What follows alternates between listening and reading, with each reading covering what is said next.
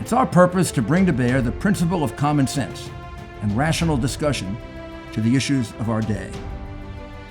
America was created at a time of great turmoil, tremendous disagreements, anger, hatred. There was a book written in 1776 that guided much of the discipline of thinking that brought us to the discovery of our freedoms, of our God-given freedoms. It was Thomas Paine's Common Sense, written in 1776, one of the first American bestsellers, in which Thomas Paine explained by rational principles the reason why these small colonies felt the necessity to separate from the powerful Kingdom of England and the King of England. He explained their inherent desire for liberty, freedom of religion, freedom of speech, and he explained it in ways that were understandable to the people, to all of the people. A great deal of the reason for America's constant ability to self-improve is because we are able to reason, we're able to talk to each other, we're able to listen to each other, and we're able to analyze. We are able to apply our God-given common sense. So let's do it.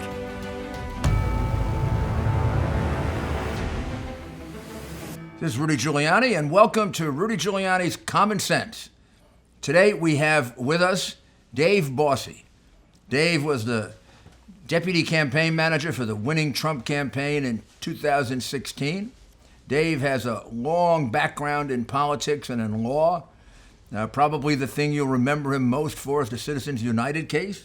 That was won by the organization he started, I think it was in 2001 or 2002, which has done a lot of good work for Republican and conservative causes, but that Citizens United case probably has made him one of the great evil demons to the left wing in the history of the world, and one of the great heroes to all of us who think more conservatively and more sensibly.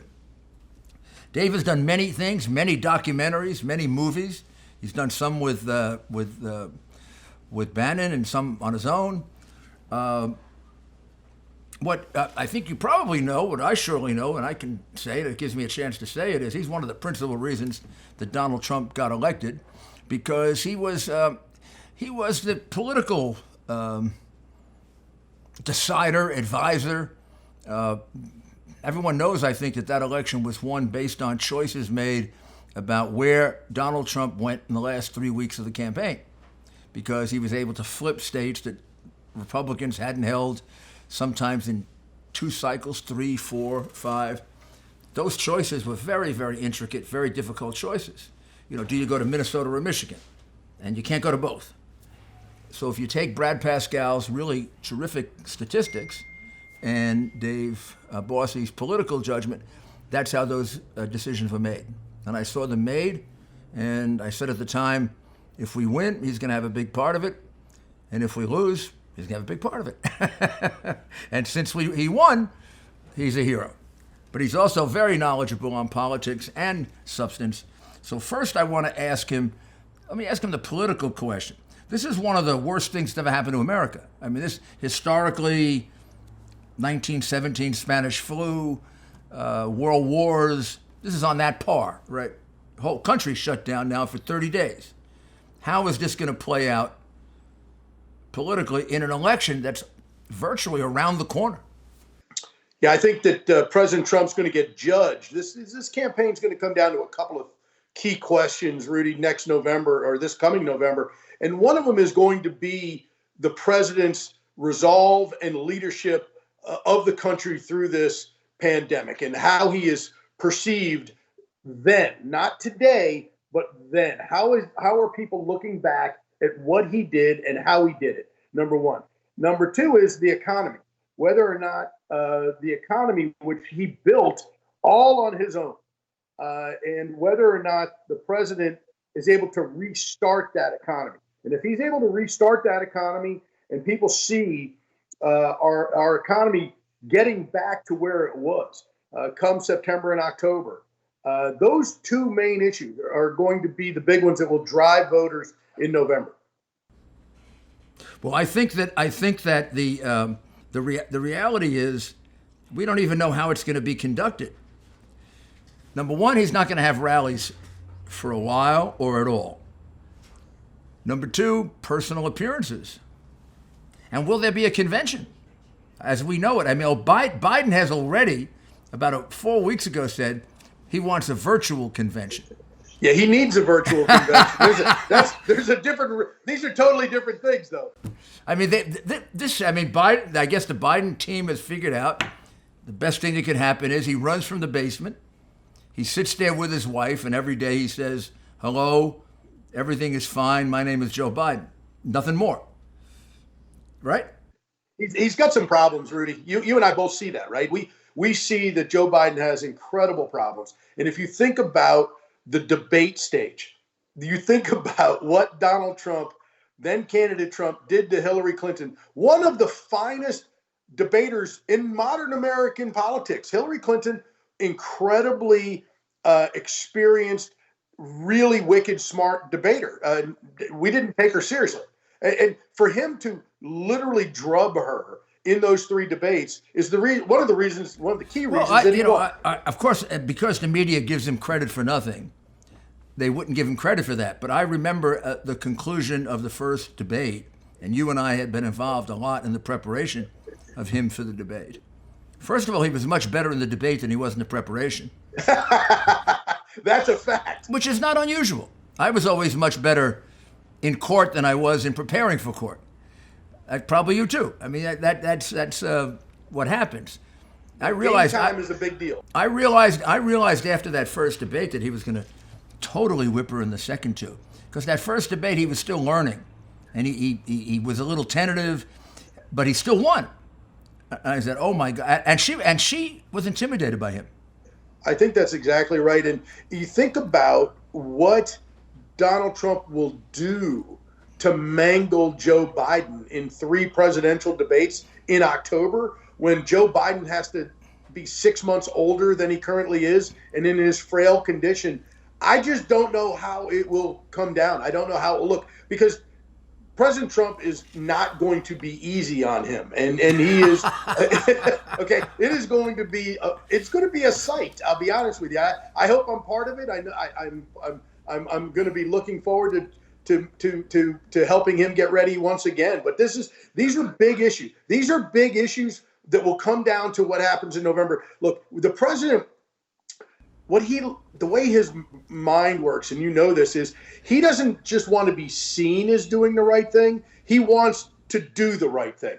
Those are different things. People don't understand. You have to actually, underneath it all, be doing the right things. And if you look at the ventilators, if you look at the PPE, if you look at all of the decisions shutting down travel from China and Europe and then Great Britain and other places, and all of those decisions, those are the undercurrents. Those are the things that he's doing. But underneath that, there's 100 decisions that go along with each one of those that you don't see. And that's what I think is going to be, he's going to be judged on that. And look, we're doing pretty well as a country.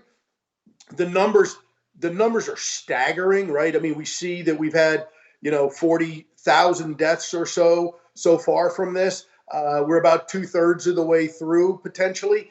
The American people aren't used to losing 60,000 people. It's a big number. And the president is doing everything he can. And if you would have said to me that Andrew Cuomo and Gavin Newsom and my God, de Blasio are saying positive things about the president, I would say the president's not doing the right thing in a normal world.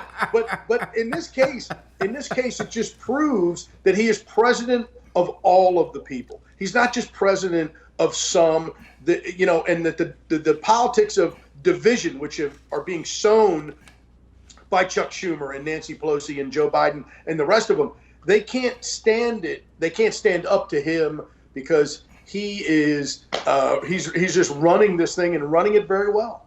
Well, actually what's happened is it's divided the Democrats, right, in this sense. The governors, most of them, except for the ones that have gone way out, like the governor of Michigan, who basically has closed down the entire state, the governors have had to say he's doing a good job, because he is doing a good job, and he is giving them the things that they need. However, the congressional leadership is still in impeachment mode. They think they're still back where they were a year ago, trying to figure out, did he collude with China? Can we take an innocent conversation with the Ukrainian president and turn it into a crime? And now they want to blame him for what China did. I mean, under no set of circumstances can Trump be blamed for this. Nor can Cuomo or Newsom or anybody else or de Blasio. You could say they did the right things, the wrong things. They could have improved here a little bit, could have improved there a little bit. This was a total surprise. It was a wholly new virus that no one ever heard of before. They get hit with it, and they got a month to prepare for it. And actually, as a country, we've done pretty darn well. I mean, we've got several treatments for it, 2-3 treatments for it. Some work, some don't work. We've got a possibility now of having a way of getting people back to work with these tests, and now maybe with prophylactic medicines. We have a vaccine on the way. That's pretty good. And the testing that's coming, as we all know, is going to show that a lot of us have already had it, and that we were asymptomatic. We didn't know we had it. So we're going to find that some of us have the antibodies because we've already had it and never knew. So there's going to be the herd mentality aspect as well, of that immunity to it, and that's very important for the future of our country. So look, we have a lot to do to get this economy back up and running, but we can't go so fast. We have to be, which is what I think the president's doing perfectly. He is holding out hope. He is saying we must get the country reopened, but he's not racing to it in an irresponsible way. He is saying we're going to let the science, the doctors, and the data guide us in this, and we have to get the economy going again. And Rudy, one of the things I like to tell people and make sure they're focused on this, because America is the most generous country in the world, and it has been for the last 40 or 50 years. And I talk to people and I say, think about what's going on, what's going to happen on the continent of Africa, what's going to happen in Southeast Asia, what's going to happen in Central and South America 6 months from now, a year from now. The trickle down aspect of our economy getting shut down. We keep those nations, most of the continent of Africa, through the generosity of our charities, through our government tax dollars, through the U.S. tax dollars, through government NGOs, through religious and non-religious charities, help stave off poverty every year there in Africa. Think about those poor people who 6 months from now, when nobody's talking about coronavirus, are going to be on the downhill of an economy, of a recession, of a depression that we have to take very seriously. So it's going to cost lives down the road if we don't get this economy moving again as well. So that's what the president talks about, the cure being worse than the disease. And we've all heard that through loved ones having cancer and all. It's true. Now, do you detect a political motivation in extending this and imposing some of these truly draconian conditions on people? How can you possibly come up with some of these things that these Democratic governors have come up with? Right. Well, look, the governor of Michigan had stores not able to sell car safety seats. How is that not, a something that is required, right? I mean, it's on one hand required by law, but how is it not, doesn't meet the standard of a necessity? You have to be, and in California, they've closed golf courses almost across the country, but they bulldozed sand into a skateboard park where kids could go out and get exercise outdoors, and so they've kind of lost their minds in the sense, on one hand, and on the other hand, their true authoritarian side comes out. You give people a little bit of power, and you see what ill it goes towards. It's very shocking, and I think it's shocking to the American people. That's why you see these rallies out there right now saying reopen, reopen, reopen in cities, in states after states, because people are getting fed up with the government telling them what to do and when they can do it. Because the media blames the rallies on the president and says that he's provoking these states from doing it. But in the rallies began before he even said anything. And if I were in a state in which I was being told I couldn't use a car seat for my child, first thing I would say to myself is, suppose my child has 104 temperature and I have to rush my child to the hospital. Right. I mean, what kind of idiot is going to deprive me of a car seat to take my child out? And what is wrong with being out? I've looked at every piece of literature on this. It's actually a good idea if you're out, as long as you don't get within 6 feet of someone, as long as you don't go to a dangerous place. Fresh air is the best thing for you. So this is not transmitted through the air. You have to be in close proximity to each other.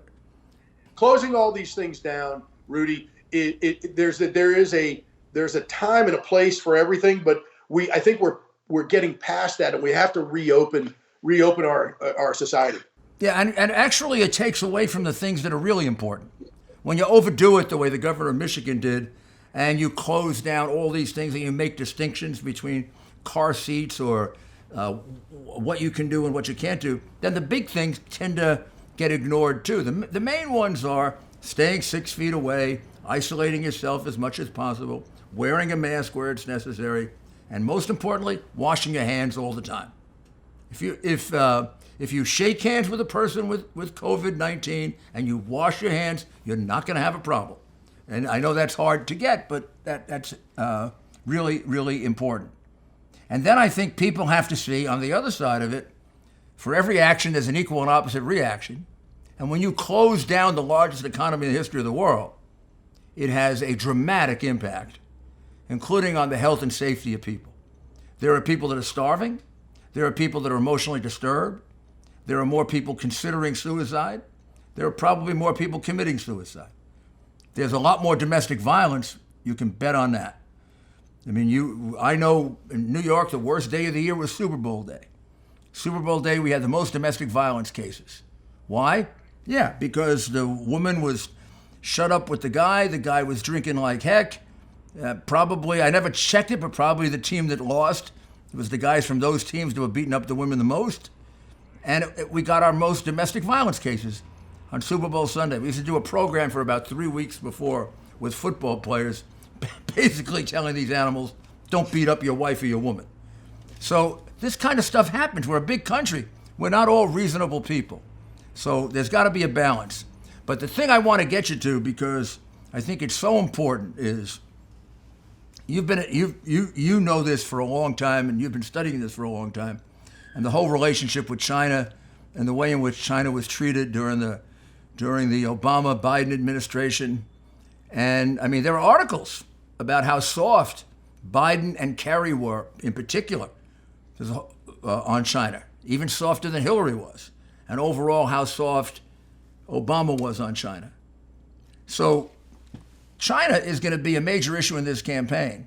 How do the Democrats get around the fact that they left us with a China policy in which China wasn't checked on anything? He had to reestablish a real trade relationship with them. He had to set standards.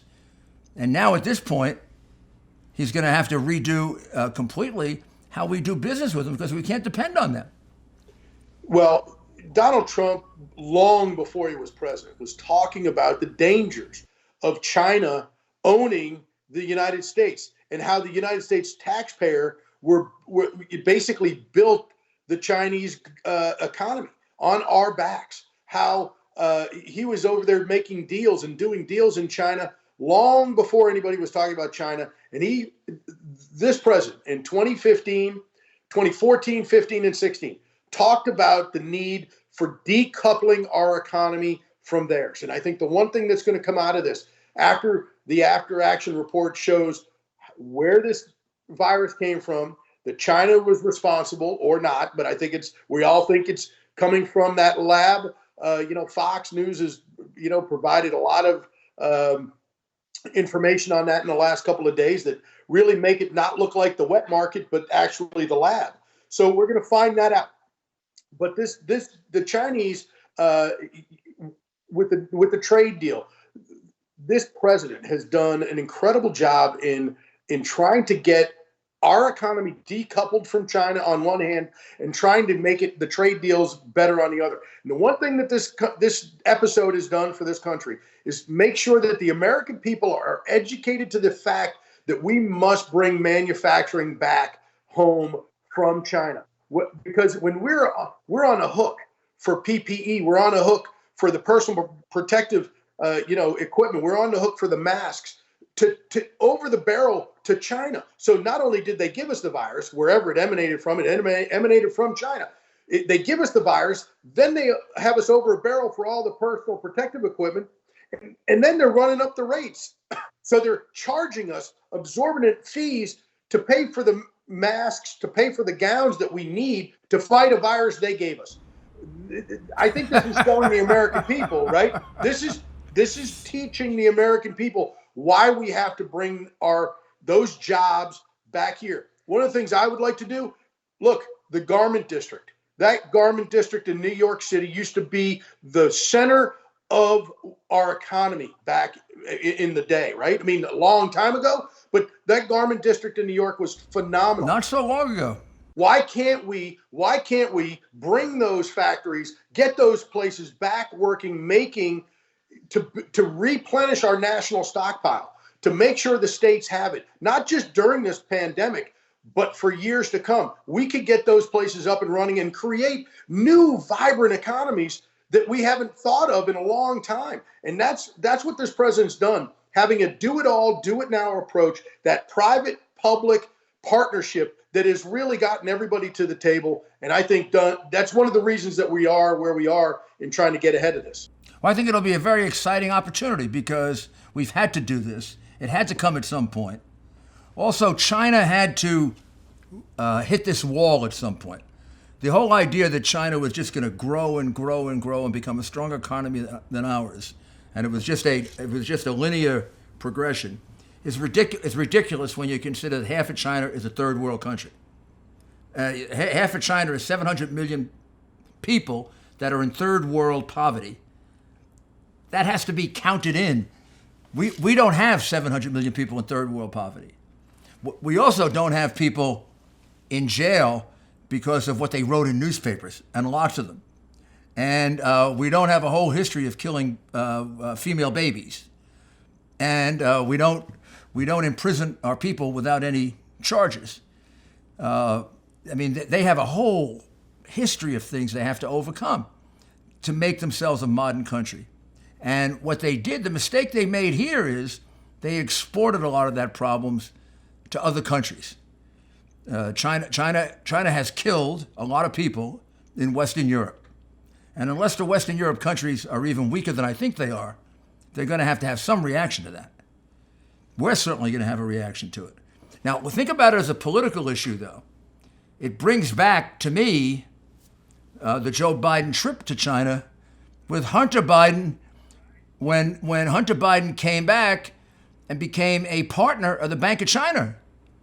So we're going to elect for president a guy whose son was a partner of the Bank of China and got $1.5 billion into a private equity fund that wouldn't be given to Goldman Sachs and was given to him. And they want us to believe that China didn't know why they did that? That China is stupid? Right. They're not. China did it to buy Joe Biden. Of course, and we all know that, and that's good. And they did. It's just like Hunter Biden getting $50,000 or $70,000 a month in the Ukraine, right? He had no experience doing it. He didn't know what he was doing. It was a pay-for-play job, and that's what the Chinese did. The Chinese said, we're going to put some money with Hunter Biden so that we have a connection to Joe Biden. That's what this is about. And so, do we know all the answers today? No. But will we know them all by the time Election Day happens? You're darn right we are. I certainly hope so. Yeah, we're going to find out why Joe Biden is the only one last year that thought China wasn't a threat. Right. Joe Biden was the only one in America that thought China wasn't a threat. Yeah, Joe Biden is also the one that said when President Trump was shutting down travel from China that was a racist thing to have done. It was xenophobic, and that we shouldn't be shutting travel from China. These people are they're out of touch, and Joe Biden was still carrying the water for China even after the pandemic started. So I think there's a long way to go. We have 7 months, and I think we're going to learn a lot about Joe Biden's detailed relationship with China. Yeah, I think it has to come out. I mean, China becomes too important an issue. And then finally, will the press ever cover his cognitive impairment? I mean, Dave, it's obvious. It really is. I mean, it's silly. It's silly. It's silly to ignore it. I mean, there's something wrong with the man. And look, we all see it through our own relatives, friends, right? Oh, right. We've all seen it, and it is sad. This is not like you and I want this to happen. It is happening. You see it before your very eyes. And the media, they aren't doing it yet, but I think they're going to have to start doing it, because if you're going to replace this person, if you're going to replace Joe Biden on the ticket with someone else, because remember, they couldn't do this when Bernie Sanders was still in the race, because you can't get Bernie Sanders. The establishment needed Joe Biden and still need Joe Biden to kill off Bernie Sanders permanently. Once that is done, then they can replace him if they want to. Now that's a little conspiratorial, but when you look at Joe Biden's cognitive problems, you look at his slowing down, his inability to make a look. He's doing a live TV interview, and he can hardly speak, and he has to look down and read from note cards. It is embarrassing to keep putting him out there. And look, Donald Trump is not going to go easy on him come October. You want to be president of the United States, you're going to have to go through Donald Trump, and that's not going to be a simple task. No one has focused on the fact that if it is the illness that it appears to be, it's a progressive illness. It only gets worse. If Joe Biden is like this today, what's he going to be like 2 years from now? If he's like that today, what's he going to be like in 6 months? 6 months is a long time. I mean, there is a very, very good possibility that at some point in a 4-year presidency, you're going to get a vice president. That mix up of sentences and not being able to remember things gets worse and worse and worse. There's absolutely no possibility it'll get better. They like to talk about science. The science on that is a lot more solid than global warming. Believe me.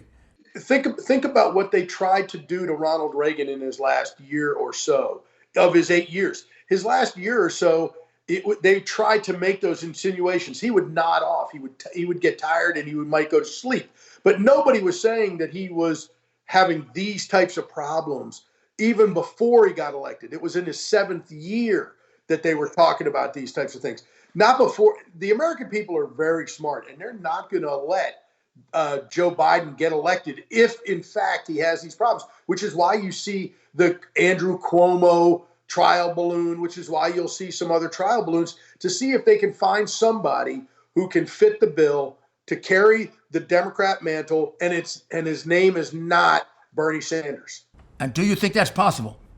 That we're going to see somebody else other than Joe Biden? Look, I think it is. I think it's not highly likely. I do think they have to be thinking about it because they're watching the same clips you and I are.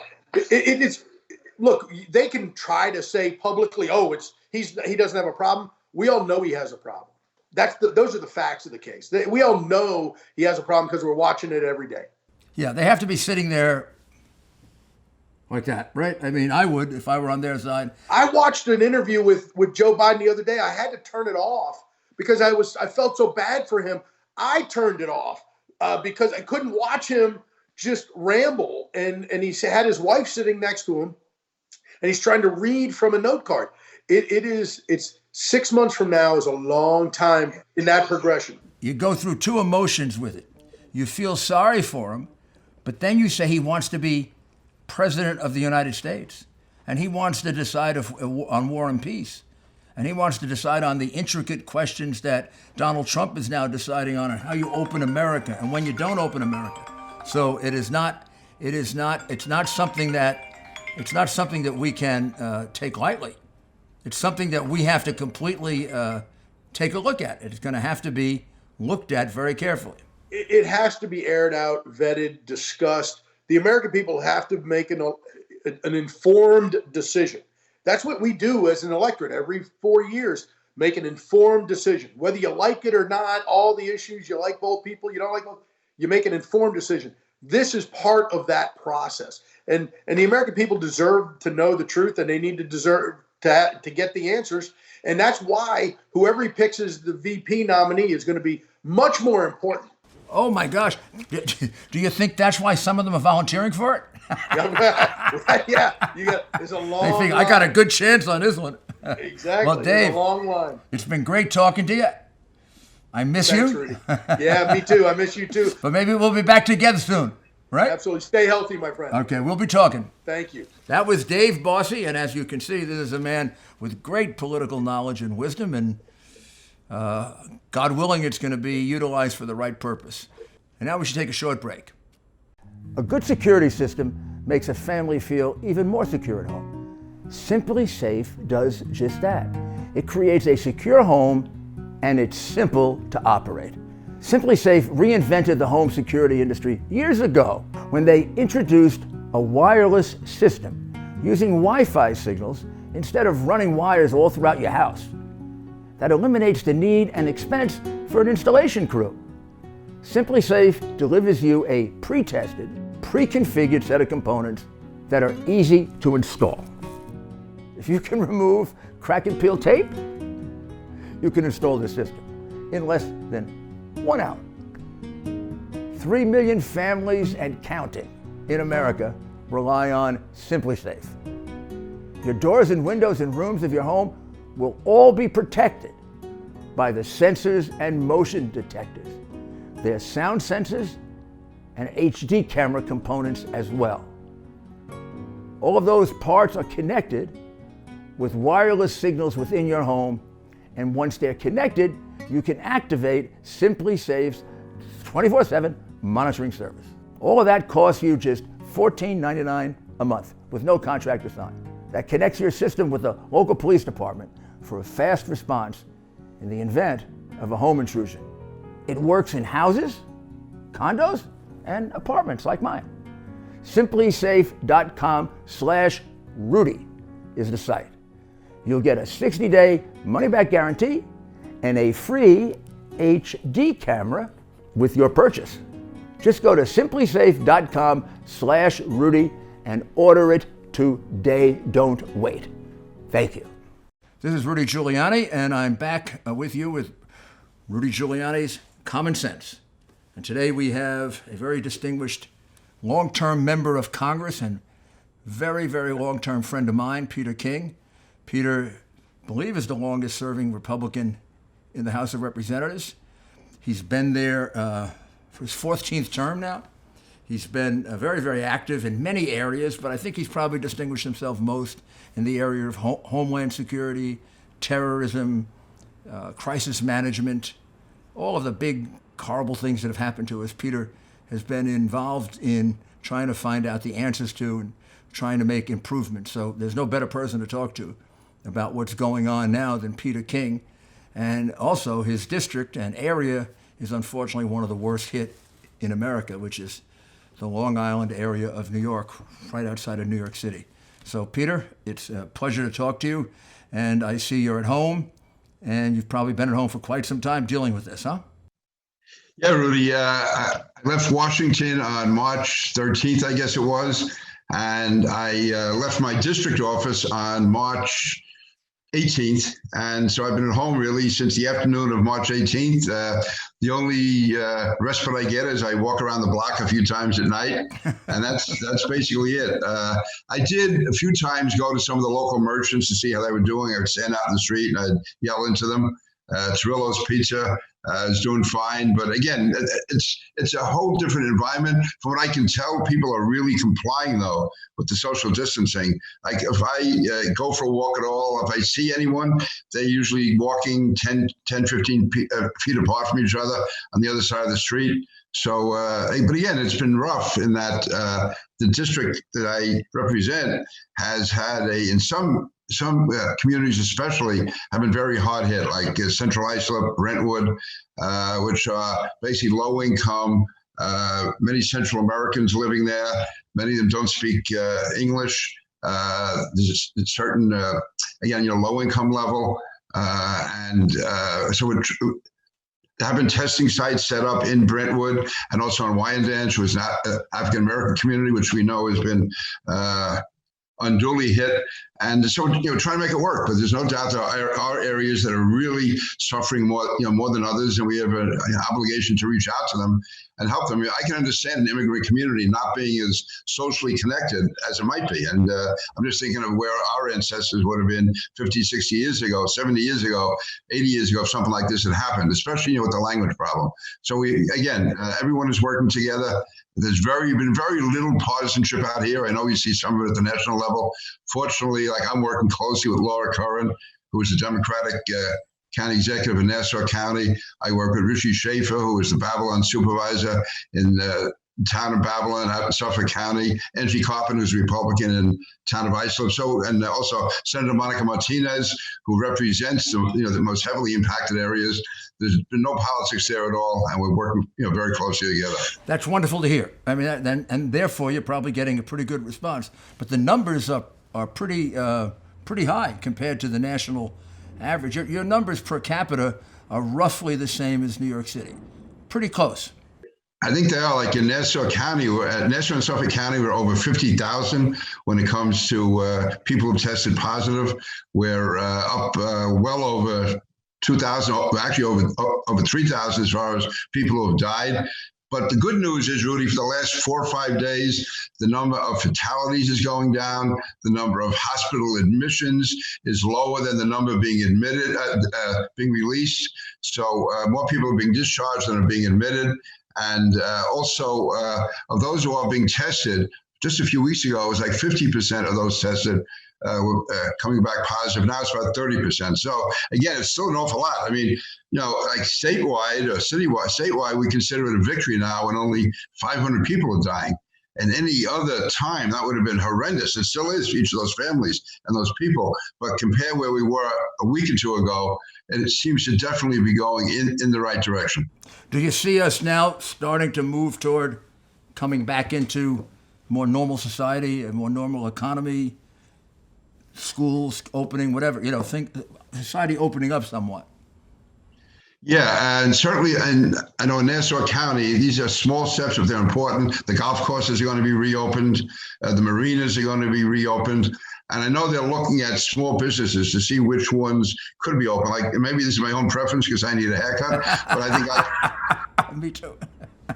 Like my local barber, Eddie. I mean, to me, if you had something where only one person was allowed in the barbershop at a time, or maybe two, and have them sitting far apart, and if you wore a mask when you're getting your haircut, if the barber wore a mask, I think that could work. Things like that, to get it started, because we're reaching a stage where you could end up having more people dying from the lockdown than from coronavirus. I mean, the number of suicides is going up. Opioid abuse is going up. Unfortunately, domestic violence is going up. Child abuse is going up. And you think of all the people who, because it's not an emergency, can't get their annual exam. I mean, think of all the people, including you and others, who are diagnosed with prostate cancer through an exam, breast cancer, diabetes, blood pressure. Most of these diseases don't have any signs early on, and they're picked up during an examination. And so all these people now are not being examined, not being tested. And so when everything does open up, we have to be really ready for really an onslaught of medical care. Or people, let's say, who have ongoing conditions, people who have to get a cancer checkup every 3 or 4 or 5 months. Well, they can't do it now the way it is. So we have to find a way to open up. And it's not like an either or, and people say, oh, you just want to open up to bring business back. No, I want to bring the whole country back. And also realizing that it can be more of a health issue to stay closed than it is to open up. So we have to do it gradually, but that has to be our goal, to open up as soon as we can without causing undue harm. Yeah, I think that, there's no question that for every action, there's an equal and opposite reaction. And one of the things we somewhat ignored in doing all this is the damage we were going to do to the very people you're talking about, the people that are locked in, people with emotional problems, people with health problems. Every hospital is backed up with what is called elective surgery. But some of that elective surgery ends up, if it's not done, people die. So we've got to get back on some kind of a normal basis. How do you think it's been handled at the national and at the state level generally? Yeah, I think naturally, I mean, to be honest, the problem early on was the testing, and that wasn't the president's fault. The CDC, the test they come up with didn't work. I just wish the president had said that earlier on. But really, once this got started, once we hit March, the fact is, I think the president's done everything that he has to do. We're trying to play catch up. I mean, every state, every city, every county in the country, including the federal government, did not have enough inventory stockpiled, whether it's ventilators, masks, gowns, all of that. And but I think we are, again, moving as quickly as we can. And, the criticism people are making of President Trump, when you look at the numbers and they say we are, the highest country in the world for deaths, well, per capita, if you take all of England and France and Italy and Spain and put them together, they have a less of a population than we do and far more deaths than we have. So per capita, we are doing a good job. And you can never say that it's very good when people are dying. The fact is, I think it's as good as can be expected right now. And what we have to do, though, planning toward the future, is we have to bring our industrial base back from China. I mean, I don't think any of us really took the time to realize that anywhere from 60 to 90% of pharmaceuticals are in China, medical gowns, masks, so much of the medical supplies. So we're really at their mercy. Like I was talking to hospitals last week, we were trying to get more gowns in, and the reason at that time for the shortfall was the gowns have been ordered from China, but China had decided to slow down on gowns and speed up on masks. Well, we were at the mercy of what China was planning on doing. And that's wrong. You can't have a hospital in Mineola or in Manhattan or in Queens, depending on what China is going to do. So we have to bring that back. So let's go into the future. That should be a real lesson learned. Well, I think that the question that's going to remain is the role of China in this. There's no question that's where the virus comes from. There's no question now, it seems, that it escaped from a laboratory.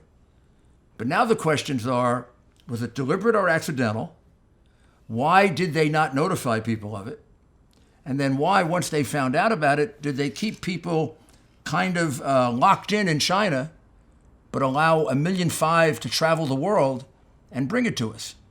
Somebody has to answer those questions. I mean, that's a very, very provocative group of questions that shows at a minimum China was negligent about our lives and safety, or maybe even worse than negligent.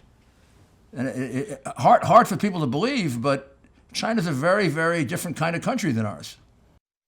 It really is. And, they want to play their role in the community of nations. They are an expanding economic power all over the world. They're expanding into Europe, Latin America. Militarily, they're constructing artificial islands in the Pacific and Asia, moving on Taiwan, Japan, others, constantly with pressure. Well, if they want to be part of the community of nations, they have to start acting like it. Obviously, if this was done intentionally, they should be severed forever. But even if it was an accident, to me, it's like criminal negligence. If they didn't disclose that immediately, then to me, that's, they are responsible. The blood is on their hands for every one of these deaths. Because if they had told the world, and whether it's the WHO, which also has a lot to answer for, but like other countries who wanted to send in doctors and scientists early on, and that was even after China didn't tell us right away. But if they had told us back in November or December that this was happening, the whole world could have come together, and you have the great minds, the great scientists, the doctors who wouldn't be looking for a cover-up, they'd be looking for a way to stop it. And that's where China is. So even assuming it was done unintentionally, it came out of a lab, accidentally, that's terrible. Even if it came out of the wet markets, that's still wrong if they didn't tell everyone right away. And also, here's with the WHO. Taiwan, who is a neighbor of China, China considers a part of China, but Taiwan acting on its own, even though it's so close to mainland China, they basically stopped it. Whatever they did in Taiwan kept the virus from spreading into Taiwan. And yet China would not allow Taiwan to deal with the WHO to tell them what they had done. And the WHO caved into that. So to me, that is indefensible what they did there. And even now, the fact that suddenly they find out that the death count in China it's been understated by 50%. I would say it's probably 10 times more than that for all we know. I mean, considering where it started, considering the density of population, and to think that, they have less cases maybe than Nassau County is absolutely ridiculous. So the answer with China has to be a number of them, right? Number one, we have to be more independent of China in the future for our critical needs. We can't be dependent on them the way we are. I think probably we slid into that without realizing it. And second, it kind of makes sense that Trump's wanting to redo these trade agreements, starting, when he was running for president, seems like a very, very good idea. They've been taking advantage of us for a very, very long time. Yeah, and I think too many Americans were willing the fact that they thought we were getting certain products for a cheaper price, that, it's better to let them get the best of us overall because this would be cheaper, that would be cheap. I think we have to realize that, to me, it's going to be very difficult to deal with China. I think the president's entirely right in trying to structure much tougher trade agreements. And we have to consider, after this, how much trade we're going to carry on at all. I mean, I don't want to be in any way dependent on China for anything that we could need, anything that's even remotely important to us. We shouldn't be depending on China. There's so many other countries in the world we can deal with. And I would hope that the free market countries and the democratic countries would find ways to work more closely together and not find themselves bound to China, to make the quick buck. It would be very surprising if it didn't change, since almost every nation on earth has some dead people as a result of it. Some of them a few, some of them a lot. I mean, it's been quite a world attack. Yeah, I mean, when you look at it, it was 185 countries, whatever the number is, it keeps going up every day. And, what they've suffered is just, it's horrendous. And again, when you look at England and Italy and especially countries like Italy, which was caught really almost unawares, they were like the first European country to really get hit by it. And whether or not it was because of their resorts up in northern Italy where Chinese travelers had been there, whether that caused it to spread. The fact is Italy was hit hard early, and they're trying to open up now and come back. They were the first ones really hit, and it spread through Europe. It's over here. It's in Canada. And also we have to look into, Rudy, and I'm no scientist, I'm no doctor at all, but why it appears that what hit us on the East Coast is much worse than it hit California. It hit Washington before us, it hit California before us. And our lockdown procedures were not that different from theirs. And yet again, Nassau County alone has more deaths than the entire state of California. So we have to look into why it had such an impact. I know we have subways here and obviously more density of housing, but still, that's a big number to account for. Yeah, I mean, it really is a very, very big number. It raises a lot of questions about, are there any differences in the virus that affected us? Or are there any differences in the procedures? And they started a little earlier than us, but not that much earlier. So, I mean, that's going to be a very, very interesting question. So one theory, as you and I had discussed before, is most of our cases in New York and the Northeast seem to come from Europe. The ones in the West Coast seem to come from Asia. And we're wondering if there had been a mutation which caused the Eastern version to be more deadly than what hit the West Coast. I don't know. All of these things, I think, are really going to have to be looked at. The main one that I think we have to get an answer on is, how involved was China in knowing just exactly what they were doing? Seems hard to believe that they didn't know something about it, because they were deliberately working. They've been deliberately working on this virus for about 10 years. They know it better than anyone. It seems to me that factory was a factory that had problems before. There were complaints about that factory with material escaping from it. So there's a lot here for China to answer for, which makes it difficult to deal with them in the future. And it's certainly harder for the government to claim lack of knowledge. That's a police state. They know what everyone is doing in China.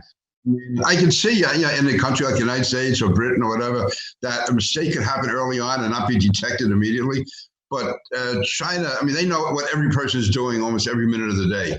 So it makes it, to me, less and less likely that the government could have been without knowledge. So, no, they have a lot to explain for. And this is not a conspiracy theory, because any of the alternatives are bad.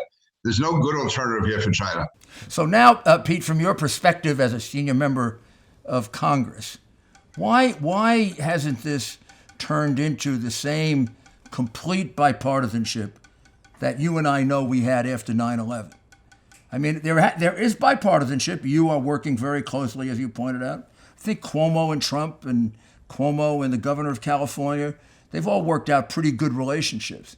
But what's happening in Washington? It seems so bitter. Pelosi seems as bitter at Trump as she's always been, even though we're in a national crisis.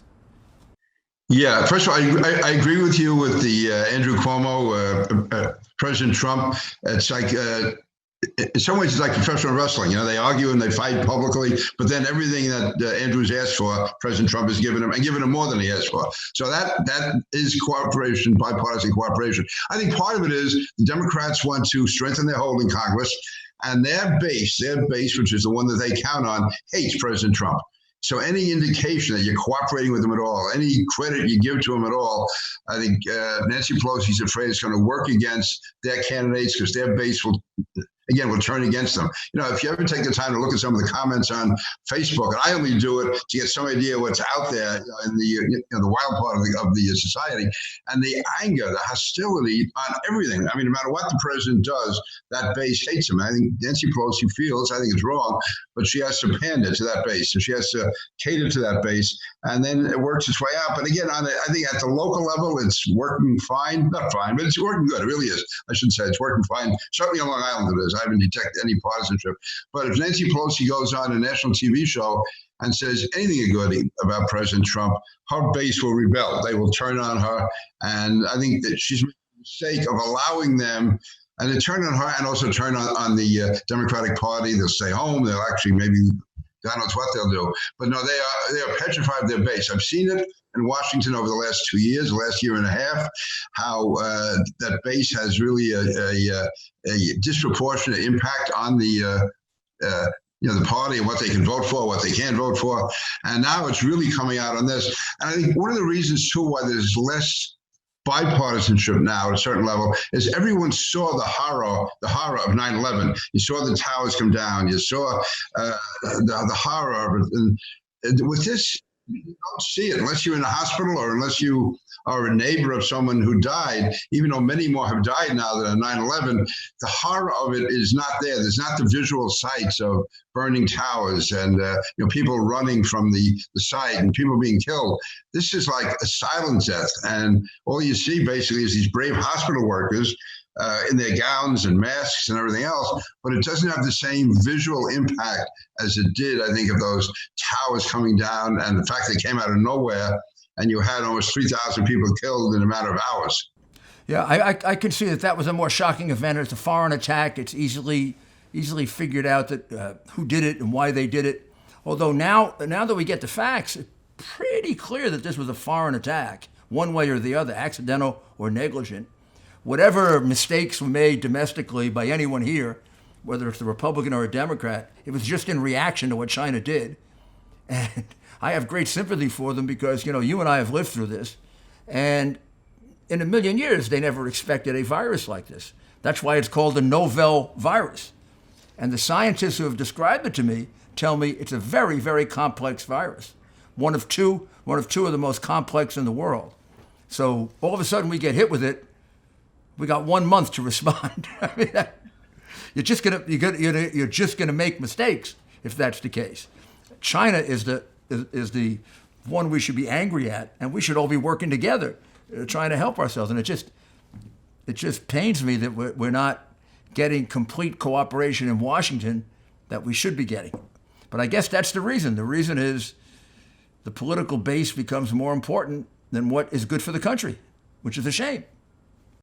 And ironically, you see when the emphasis does turn toward China, you'll have people in the media or certain people in the Democratic Party saying this is all an attempt to divert attention away from President Trump. They're almost willing to take the side of China in this. Meanwhile, they went for 2.5, 3 years saying there was a conspiracy between the president and Russia when there was no evidence for that. They said there was a Russian conspiracy. Now, when there's obvious evidence of either criminal conduct or criminal negligence by China, again, the people on the left are willing to blame President Trump rather than China for it. So it's really, again, it's sad.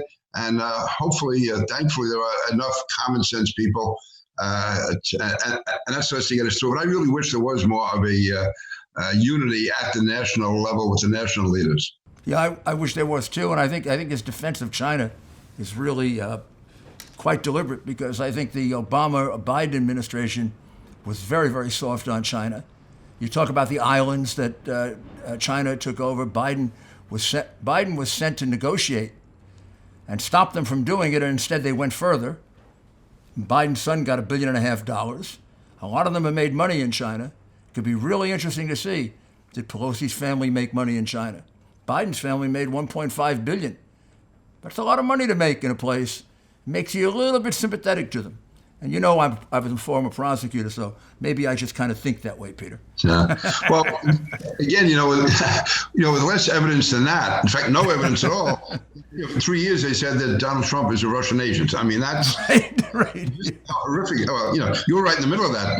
Being a lawyer for the president, but I mean, to actually say the president of the United States is part of a Russian conspiracy when there's no evidence, and now when you do have not evidence, not any reason to believe it, when you have clear evidence of China's conduct being either criminal or criminal negligence, the fact is that they're looking the other way does certainly raise issues. Well, it's going to be very interesting, Peter, and if you don't mind, I'm going to call on you for your wisdom. People have great confidence in you because you're one of the few people that can see things from both sides, and that's an art that's almost missing. Congratulations. I remember how you and Peter Malone worked so closely together when you were married. We grew up different, I guess, right? You take care of your beautiful family too, all right? Rudy, you too. Thank you, Rudy. All right, bye now. It's been great. Terrifically great member of Congress, Peter King, one of the very best, one of the greatest, I think, records in Congress than anyone will ever have. And it was a great honor to talk to him. Thank you very much. It was fascinating being able to listen to both Pete King and Dave Bossie in the same, set of interviews. These are people that have years of experience in politics, and I think their judgments are judgments that have to be taken into very serious consideration.